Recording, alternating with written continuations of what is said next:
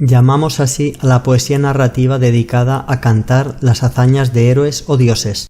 Usa el hexámetro dactílico. Publio Virgilio Marón nació cerca de Mantua, en la Galia Cisalpina, el 70 a.C., en una familia acomodada. Estudió gramática y retórica en Cremona, Milán y Roma. Hacia el 43 a.C. regresó a Roma y se introdujo en el círculo de Asinio Polión. Su protección le valdría para que le fueran restituidas sus tierras en la Galia Cisalpina. Virgilio, agradecido, dedicaría a Polión sus bucólicas.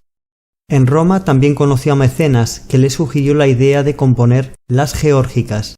Lo puso en contacto con el emperador César Augusto. A partir de entonces colaboró decididamente en los proyectos del emperador que propugnaban la restauración moral y cultural de Roma. Como fruto de esta colaboración nacería la Eneida. En el 19 aún no había completado su obra. Regresaba de un viaje por Grecia realizado con el fin de visitar los lugares de la Eneida cuando enfermó de muerte en Brindisi, siendo enterrado cerca de Nápoles. Antes de morir, consciente de que su obra quedaba incompleta y por tanto imperfecta, Virgilio pidió a sus amigos que la destruyeran, pero el propio Augusto intervino para que su voluntad no se cumpliera.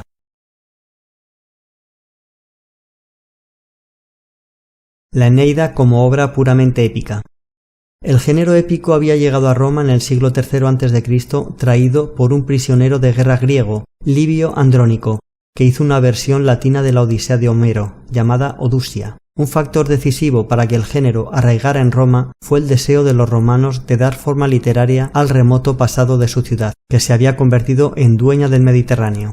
La Eneida es la obra que justificaba ideológicamente la restauración moral y cívica que pretendía César Augusto, porque sitúa a la familia imperial en una línea de continuidad que partía del héroe troyano Eneas, protagonista de la Eneida, y antecesor de Julio César y Augusto. Eneas no tiene un papel relevante en la Ilíada, pero la familia Julia presumía de descender de Julo o Ascanio, hijo de Eneas, que lo era a su vez de Venus o Afrodita. Por ello estamos ante la epopeya de los ideales romanos.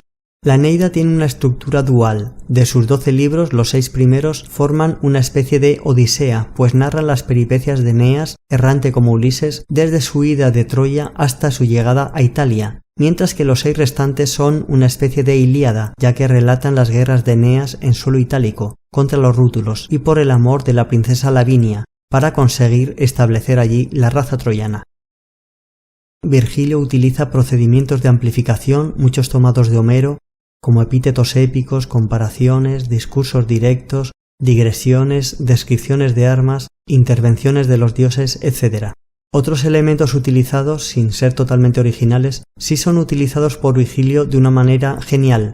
Los juegos fúnebres en honor de su padre, el romance con la cartaginesa Dido, a la que después abandonará, con lo que se justificará la enemistad entre Roma y Cartago, el descenso de Eneas a los infiernos, Catábasis, donde encuentra personajes del pasado y del porvenir, la mujer, Lavinia, como casus belli, motivo de guerra, las alianzas y las enemistades con los pueblos del Lacio, los oráculos, sueños y otros elementos maravillosos. Usa el hexámetro dactílico.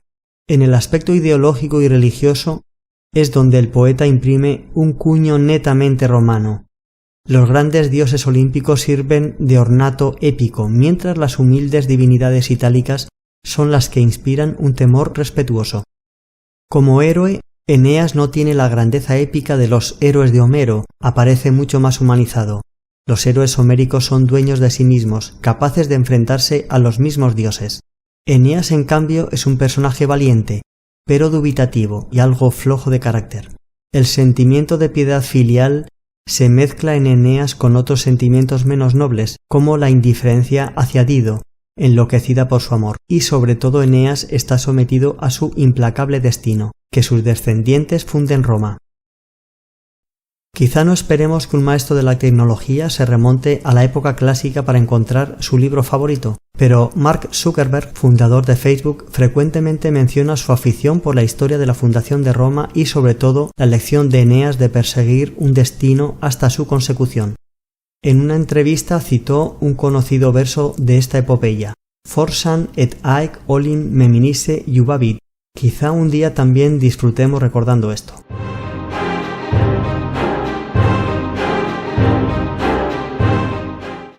Publio Ovidio Nasón, 43 a.C., 17 después de Cristo, nació en Sulmona, en Italia central, en una familia acomodada de rango ecuestre a la que incomodaba la afición de su hijo hacia la poesía. Siendo muy joven fue enviado a Roma para estudiar retórica. Luego viajó a Atenas, Asia Menor y a Sicilia. Desempeñó diversos cargos públicos, pero finalmente rechazó la política para dedicarse plenamente a la poesía, en la que vertió su vasta cultura y erudición. Tenía una gran facilidad para componer poesía y alcanzó un inmenso éxito. Su vida personal y poética está marcada por su condena al destierro. En el año 8 después de Cristo fue objeto de una acusación aún no aclarada y Augusto lo envió a Tomos, en la costa occidental del Mar Negro, en la Dacia, y tuvo que abandonar para siempre la familia que había formado, su círculo de amistades y la fama y el éxito que ya conocía como poeta. Ovidio murió en el destierro, añorando Roma y suplicando angustiosamente que intercedieran ante el emperador para que le fuera levantado el castigo.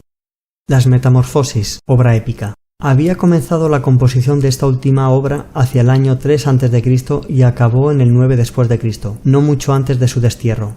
Se trata de una epopeya escrita en 15 libros con unos 12.000 hexámetros dactílicos en total, donde siguiendo un orden cronológico, aunque no rígidamente, se relatan todos los mitos griegos que terminan con una metamorfosis o transformación de un ser, con alguna excepción que no contiene ningún cambio. No solo incluye catasterismos, conversión en estrella o astro, sino transformaciones de todo tipo, en plantas, en animales, etc.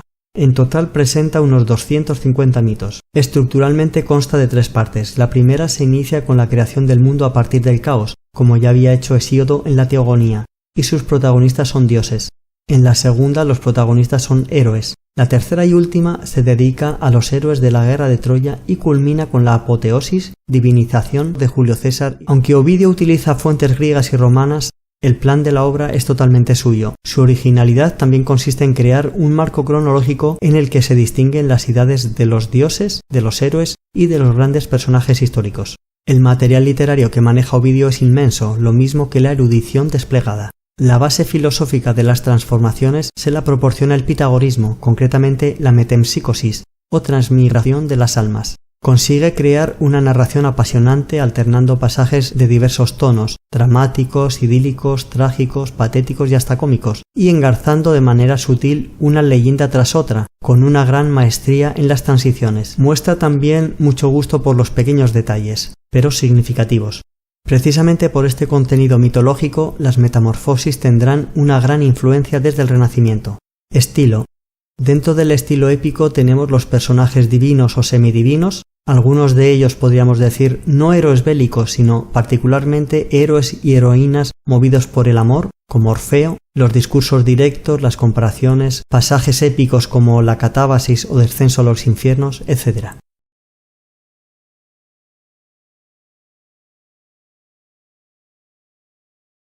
Comentario de texto épico siguiendo los criterios de corrección EBAO 2020 Canarias.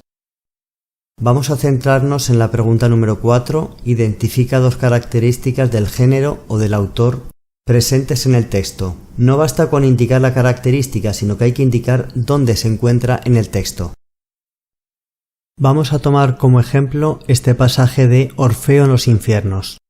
Se presentó ante Perséfone y ante el soberano que gobierna el repulsivo reino de las sombras, y pulsando las cuerdas en acompañamiento de su canto, dijo: «Oh divinidades del mundo situado bajo tierra, el motivo de mi viaje es mi esposa, en la que una víbora, al ser pisada, introdujo su veneno y le arrebató sus años en crecimiento. Yo quise ser capaz de soportarlo, y no negaré haberlo intentado, pero el amor ha vencido».